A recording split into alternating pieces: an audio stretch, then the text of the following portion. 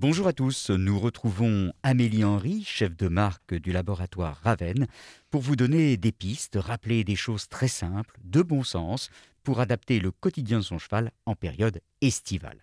Amélie s'avère justement être une cavalière propriétaire.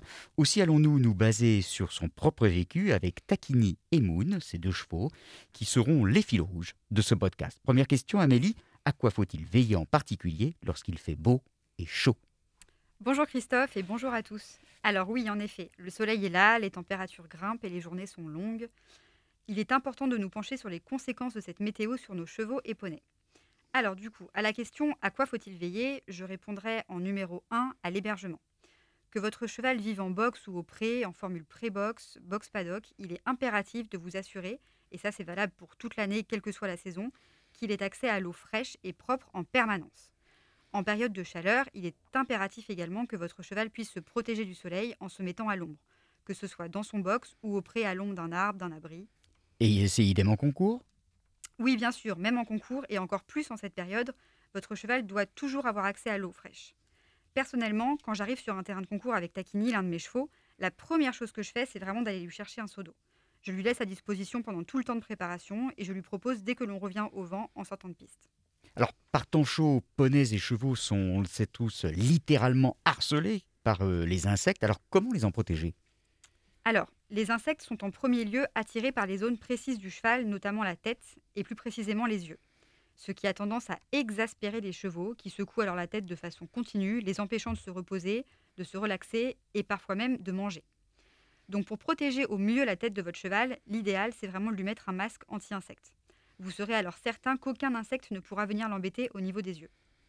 Pour ma part, Moon, ma petite retraitée, porte le masque au pré H24 et je lui mets également par-dessus son filet lorsque nous allons en balade. Takini, quant à lui, l'a toujours sur la tête pour aller au paddock. Non seulement il préserve des insectes, mais le petit truc en plus, c'est qu'il est aussi anti-UV et donc idéal pour protéger les yeux. Alors, chez Ravenne, il existe 3 types de masques anti-insectes. Oui, tout à fait. Dans la gamme Mouchine, vous avez 3 modèles. Donc on a le modèle sans oreilles, le modèle avec les oreilles et puis le modèle avec les oreilles et en plus la protection pour les naseaux. Ils sont tous les deux disponibles en 4 tailles, poney, cob, cheval et grand cheval. Les 3 modèles s'adaptent très bien par-dessus le filet pour le cheval au travail. Alors, pour la tête, c'est bon, et pour le corps ?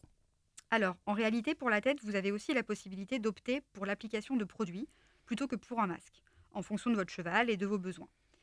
Et pour le corps, bien sûr, nous proposons également différentes solutions sous différents formats, en spray ou en application silencieuse pour les chevaux un peu anxieux. Nous pourrons en parler plus longuement dans un prochain épisode, car la gestion des mouches en été, c'est tout un programme. Mais en attendant, vous pouvez tout retrouver nos produits dans la gamme Emouchine. On n'oublie pas non plus, bien évidemment, d'évoquer les bouts de nez roses, les balsanes blanches.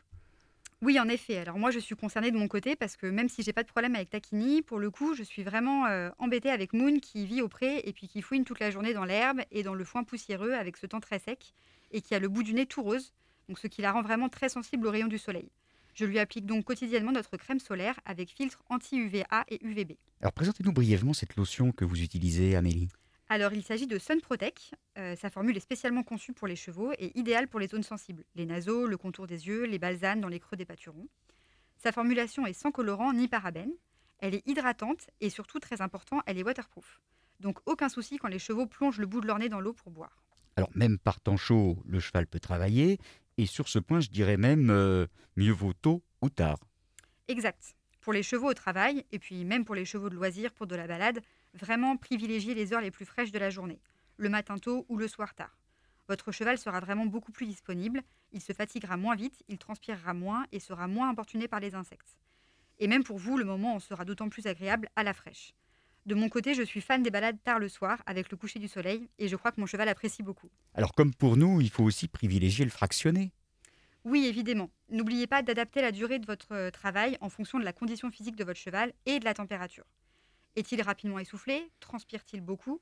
Si les températures sont vraiment très élevées, on privilégiera une petite séance peu intense. Et dans tous les cas, n'oubliez pas, entre vos exercices, d'effectuer vraiment des pauses rênes longues. Si vous allez en extérieur, privilégiez, si vous le pouvez, des chemins ombragés, en forêt par exemple, plutôt que les chemins très exposés au soleil dans les champs. Alors, l'effort ayant été fourni, il convient d'être tout aussi attentif à la récupération. Oui, ce que l'on appelle la récupération active est primordiale. Avant de stopper votre séance, pensez à bien laisser votre cheval souffler au pas, reine longue. Votre cheval aura certainement transpiré durant votre séance de travail ou votre balade. Dans sa transpiration, votre cheval va éliminer des minéraux qu'il va falloir qu'il réintègre à nouveau pour revenir à un état d'équilibre le plus rapidement possible. Eh bien, merci beaucoup, Amélie Henry, pour tous ces conseils et ces rappels qui vont permettre de vivre un très bel été avec nos chevaux et poneys. Et on se retrouve prochainement pour un nouveau conseil santé sur chevalmag.com. À bientôt!